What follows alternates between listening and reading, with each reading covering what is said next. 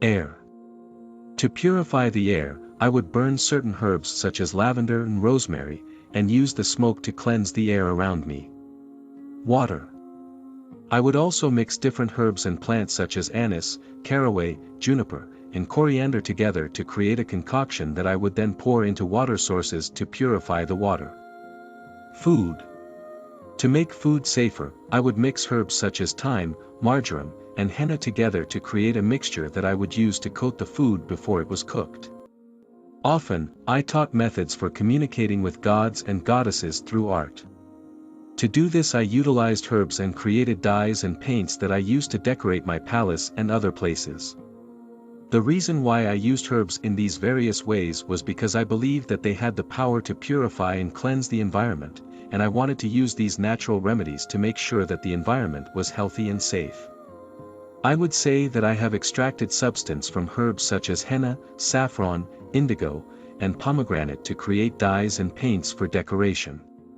To make the dyes, I would extract the color from the plants, usually by soaking or boiling the plant material in water, and then mix it with a binding agent such as oil or gums. The dye would then be applied to fabrics or other surfaces, creating a unique and colorful impression. For paints, I would mix pigments with natural resources such as olive oil, beeswax, bitumen. I even collected resins out of trees such as pine, fir, cedar, and honey. I also incorporated pigments such as ochre, lapis lazuli, and malachite. I would then apply them to surfaces. This was done to bring joy and beauty to the people of Egypt, and to honor the gods and goddesses who have blessed us.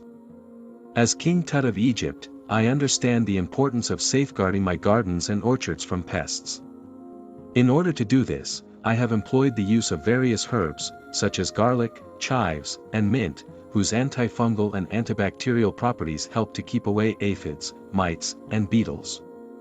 Furthermore, I have also found that strong scented herbs such as lavender, rosemary, thyme, and sage can help to repel certain insects and other garden pests. Finally, marigolds are often used to help keep away nematodes, which can cause significant damage to plants, and I have also employed the use of natural predators, such as ladybugs and praying mantis, to help control pests.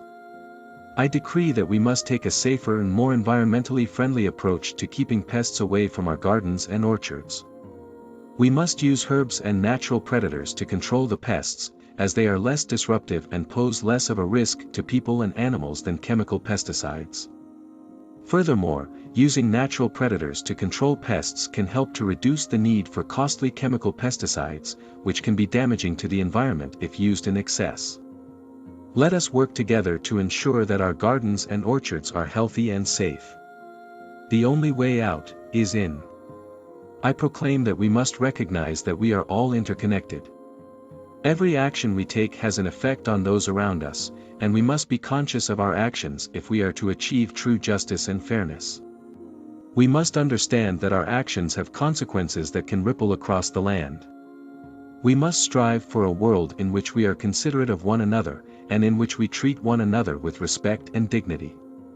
Additionally, we must recognize the importance of our environment. We must ensure that our land is healthy and that we are leaving it in better condition than we found it. We must look after our air, our water, and all of the creatures that inhabit it, for we are all part of the same ecosystem. Let us strive together to ensure that our land is healthy and sustainable for generations to come, that we may make it the best version of ourselves. If you agree, share.